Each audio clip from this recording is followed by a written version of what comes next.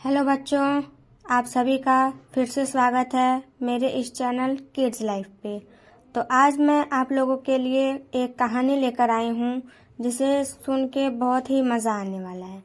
तो उससे पहले जिन्होंने मेरे चैनल को सब्सक्राइब नहीं किया है, बबलू हाथी सुबह सवेरे अकेले वन में टहलने के लिए निकला। वह अपने ही धुन में चला जा रहा था।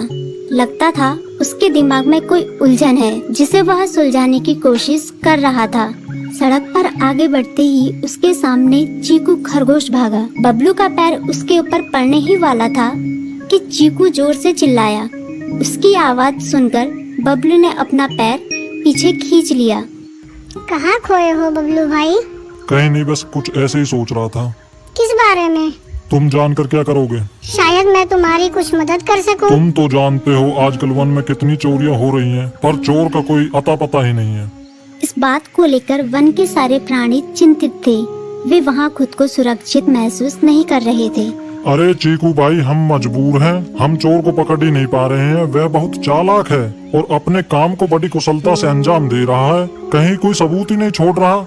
हमारे राजा इस बात को लेकर बहुत चिंतित हैं। यही कारण है कि हम सब इस बारे में सोच रहे हैं। अब तुम मेरी इसमें क्या मदद कर सकते हो? मैं कुछ सोचता हूँ, हो सकता है मुझे कोई उपाय सूझ जाए। प्रयास करने में कोई हर्ज तो नहीं है। तुम ठीक कहते हो चीकू, लेकिन वन के गुप्तचर भी अभी तक इसका कोई हल नहीं निकाल सके। इतना कहकर वे चुप हो गए। बबलू की बातों ने चीकू को सोचने के लिए मजबूर कर दिया। चीकू को उदास देखकर बबलू बोला, तुम अपना मन छोटा मत करो। मुझे अच्छा लगा कि तुमने मेरी परेशानी को समझा। कभी मैं भी इस वन के लिए गुप्तचर का काम करता था। एक बार मेरी टांग टूट जाने से मेरे अंदर फुर्ती नहीं रही। तब से मैंने यह काम छोड़ दिया। चीकू, तुम चाहो तो यह काम दोबारा कर सकते हो। वन के प्राणी ज्यादातर दिन में भोजन की तलाश करते हैं, वे रात को आराम करते हैं। तुम दिन रात दोनों में ही भोजन की तलाश में निकल सकते हो सकता है रात को तुम्हें कुछ ऐसी बातों का पता चल जाए जो हमारे काम की हो। हाँ बबलू, तुम ठीक कहते हो। मैं आज रात को वन में घूमकर इस बात का पता करने की कोशिश करता हूँ। थोड़ी देर बातें करके चीकू अपने बिल की ओर बढ़ गया और बबलू अपने रास्ते चला गया। चीकू के दिमाग में अभी तक बबलू की कही बातें घूम रही थी। उसे समझ नहीं आ रहा था वह बबलू की मदद कैसे करे। दिन भर वह उसी उधेड़-बुन में लगा रहा।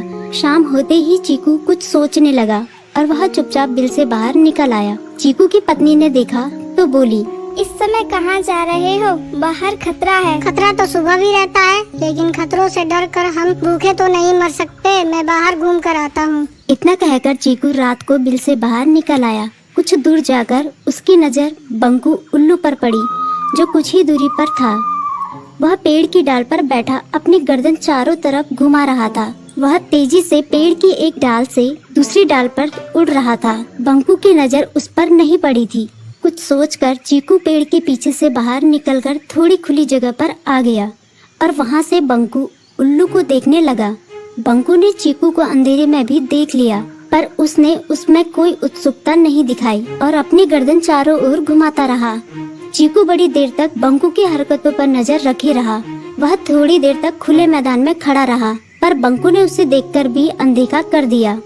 उसने महसूस किया कि बंकू के आसपास चमकू चमगादड़ भी मंडरा रहा था। कुछ देर वन में घूमने के बाद चीकू अपने बिल में लौट आया और सुबह होने का इंतजार करने लगा। अगली सुबह बबलू उसी रास्ते में जा रहा था। रास्ते में चीकू उसका इंतजार कर रहा था।